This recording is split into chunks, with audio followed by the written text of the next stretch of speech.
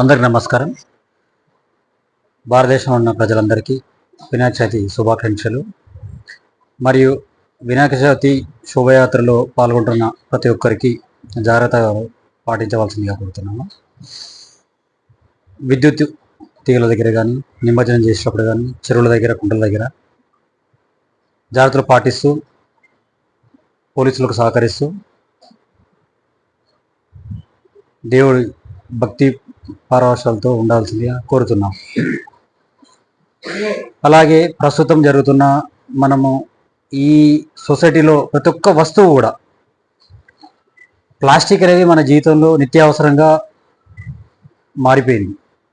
ఈ ప్లాస్టిక్ వల్ల ఎన్ని అనర్థాలు ఉన్నాయంటే చాలా ఘోరమైన అనర్థాలు ఉన్నాయి. మనం నిత్యావసరంగా వాడుతున్న స్టీలు, ఇత్తడి, రాగి ఇవన్నీ కనుమరుగవుతూ వాడకంలో రేటు పెరగడం వల్ల ప్లాస్టిక్ అనేది అలవాటు పడిపోయాము.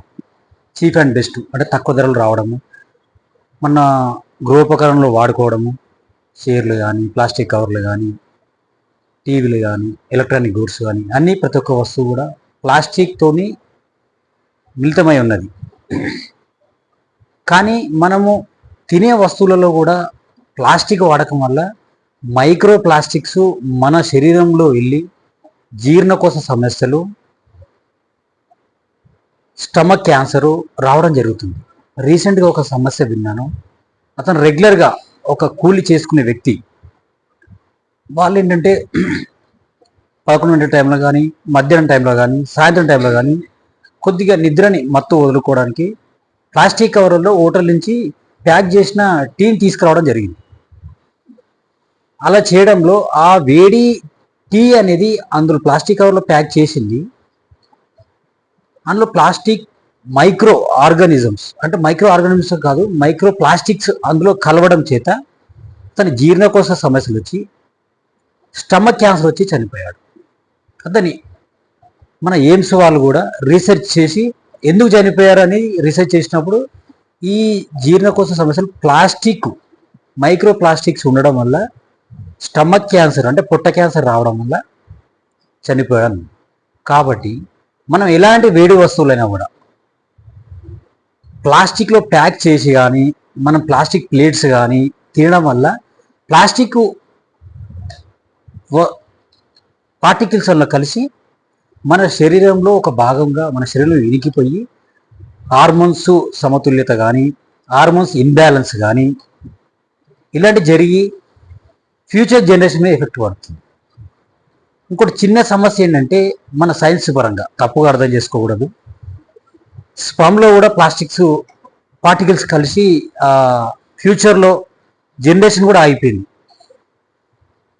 అంటే దానివల్ల ఏమవుతుందంటే ఈ పుట్టబోయే పిల్లలకు కూడా వాటి జీన్స్లో కూడా ప్లాస్టిక్ ఒక భాగం అయిపోయే పరిస్థితి ఉంది. అంటే తక్కువ బుద్ధిమానంతో పుట్టడం కానీ, తక్కువ హైట్తోని కానీ, నెక్స్ట్ సరిగ్గా ఎదుగుదల లేకపోవడం కానీ ఇలాంటి చాలా జరుగుతున్నాయి. కాబట్టి దయచేసి అందరూ ఈ ప్లాస్టిక్ వస్తువులు అనేది మామూలుగా వాడుకోవచ్చు. చైర్సు, టీవీలు, ఎలక్ట్రానిక్ గూడ్స్ వాడుకోవచ్చు. కానీ తినే వస్తువులు, మనం తినే ప్లేట్ ఉంటుంది, అది కూడా ప్లాస్టిక్. దాంట్లో వేడి ఆహారం వేస్తాం మనం, వేయడం వల్ల అది కూడా ప్లాస్టిక్ కరిగిపోతుంది. అందులో మనం ఏమనుకుంటాం, గట్టిగానే ఉంది కదా, దాంట్లో ఎందుకు కలుస్తుంది అనుకుంటాం. కానీ కాదు, దాంట్లో ఉన్న లేయర్ అనేది మన ఫుడ్లో కలవడం, మనం తినడం, అది మన శరీరంలో ఇంకిపోవడం, బ్లడ్లో కలిసిపోవడం జరుగుతుంది. నెక్స్ట్ మన ఆ ప్లాస్టిక్ కూడా మన ఫ్యూచర్ అంటే మనం పుట్టబోయే పిల్లలు కూడా ఇచ్చేస్తాను అనుకోకుండానే.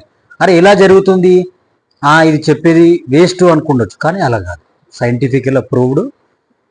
ఎయిమ్స్ వాళ్ళు కూడా సర్టిఫై చేశారు. మన ఆక్స్ఫర్డ్ యూనివర్సిటీ వాళ్ళు కూడా ప్లాస్టిక్ పార్టికల్స్ వేడి వస్తువులు కలవడము, మన శరీరంలో కన్జ్యూమ్ చేసుకోవడం వల్ల మన శరీర భాగాలకు రక్తంలో కలిసిపోయి కలుషితం అవుతుంది మన బాడీ. ఇప్పటికే పెస్టిసైడ్స్, ఇన్సెక్టిసైడ్స్ వల్ల మన తినే కూరగాయలు, రైస్ కానీ దానివల్ల కూడా మనం ఇన్ఫెక్ట్ అవుతున్నాం. కానీ వాటి వల్ల సరే మనం వాష్ చేసుకోవడం వల్లనే, కొద్దిగా క్లీన్ చేసుకోవడం వల్ల రక్షించుకోగలుగుతాం. కానీ ఈ ప్లాస్టిక్ వస్తువులను మన జీవితంలో ఒక భాగం అయిపోయింది. కాబట్టి దీన్ని ఎంత జాగ్రత్తగా ప్లాస్టిక్ వస్తువులను అవాయిడ్ చేస్తే తినే వస్తువులు మనకు అంత ఆరోగ్యకరంగా ఉంటామని నా మనవి. నమస్కారం, ధన్యవాదాలు.